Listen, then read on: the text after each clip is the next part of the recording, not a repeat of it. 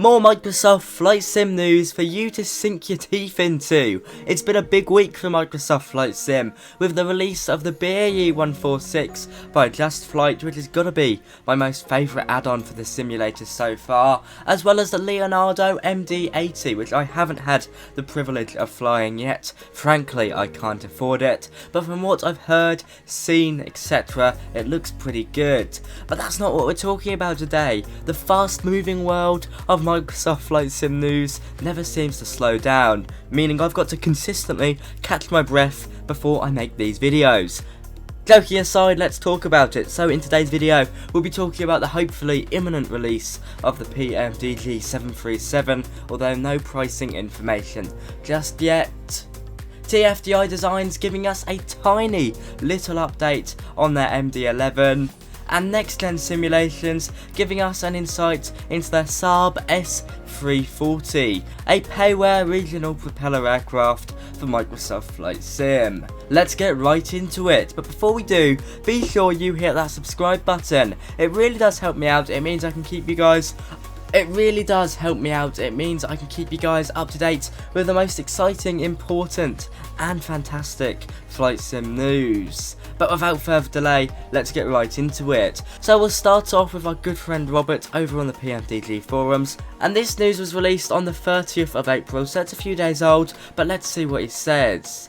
So aside from the new videos released on the PMDG YouTube channel, of which I'm showing in the background, we do get a bit of information regarding the 737. First of all, he's aiming for it to be released this weekend. That's right, let me just check my calendar.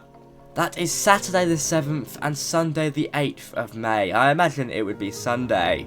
Now, we haven't had any updates from Robert so far that would go against this information, because of course this info was released last Saturday. So could we be getting the PMDG 737 in 4 or 5 days? Well, hopefully so. He says the list of blockers preventing release has gone down from 4 to 2. 2 things stopping the 737 being released just right now. Now, if the PMDG team can work their magic, then it's very likely we could get this on either A, the 7th of May, or B, the 8th of May. But it's important not to rush these things. I mean, if there is a delay, we've come this far now, so we might as well wait another week. But I gotta be honest, I hold out hope for PMDG. I think we'll be getting it this weekend.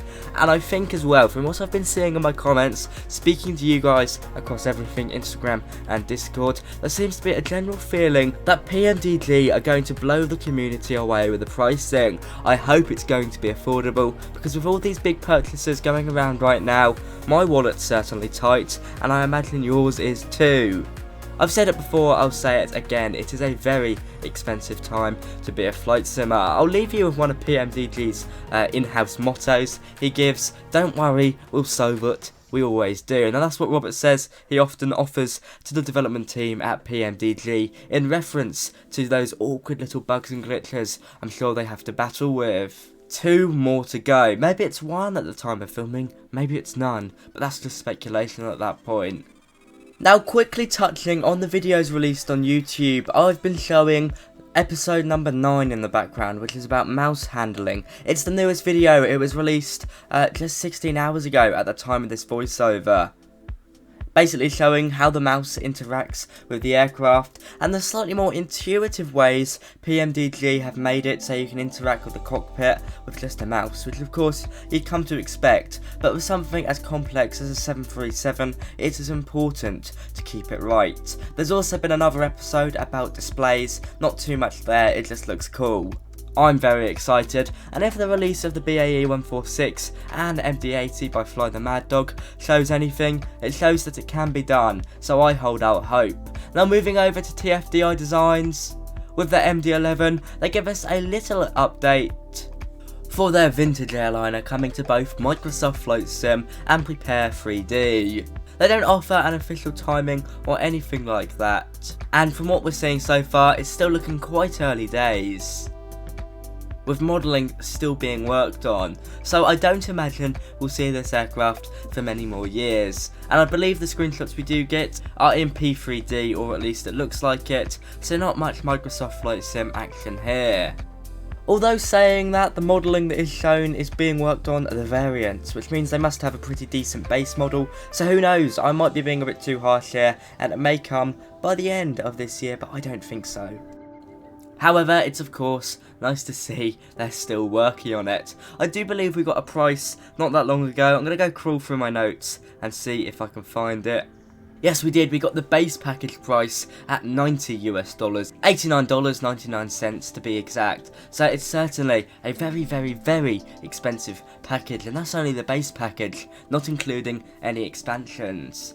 It'll be interesting to see how it goes for an aircraft that still seems to be very early days, but an aircraft that's being highly anticipated. In my personal opinion, I think $90 US for an aircraft on Microsoft Flight Sim, which is a much bigger market than anything ever seen before, is certainly on the, I don't want to say unfair side, but it certainly doesn't suit the budgets for most people, I know that. If I was head of finance at TFDI Designs, I would maybe be reducing that by 20, 30, maybe even 50%. To take advantage of the price elasticity of demand, i.e. the cheaper it is, the more people are going to buy it in this time anyway, but who knows, I'm not the chief financial officer over at TFDI, so what do I know? But that's just my opinion anyway. It seems pretty expensive. It's said to be study level, if that means anything to you guys. High fidelity by my words. It's something to get quite excited for, but we're not going to see it for a while. Now moving over to another payware aircraft where we've got limited information about, we move over to NextGen Simulations with their S340, I said that completely wrong there, I'll try again, the S340, the Saab 340. Now you might be familiar with NextGen Simulations. They have worked on the Banderite, the Embraer EMB 110, tracing my memory back. It was an okay aircraft. They have updated it quite considerably since I took my initial look at it, so who knows, it might be better than my pretty harsh review I gave it at the time. And all I can say is the Saab 340 looks pretty decent. They're certainly going for that used feel on the outside, which I always respect. It looks a bit more realistic, although I always like the choice between used and brand new out of the factory. I wish them all the luck with it because we're just getting some nice external shots, no cockpit shots as of yet. But they seem to be doing a pretty decent job with it. I think it's something to get fairly excited for. Let me know what you guys think down below. It's a payware aircraft and the photos come from a Facebook post. From me today, that is all. I hope you've enjoyed this video. Let's hold out hope and hope we get the PMDG 737-700 for Microsoft Flight Sim this weekend. It would certainly be one of the best weekends in the whole history of flight simulation. I imagine as soon as we get that bad boy dropping. From me today, that is all. Last few things I want to say. Check out pilotstud.co.uk for information about my channel, blog posts, all that kind of jazz, and ways to connect with me. Check out my Instagram account for some bite size and a bit more unique aviation content and updates with both YouTube and my flight training, and a big thank you to my first class channel members. From me today, I'll see you around. Have a good one. Bye bye.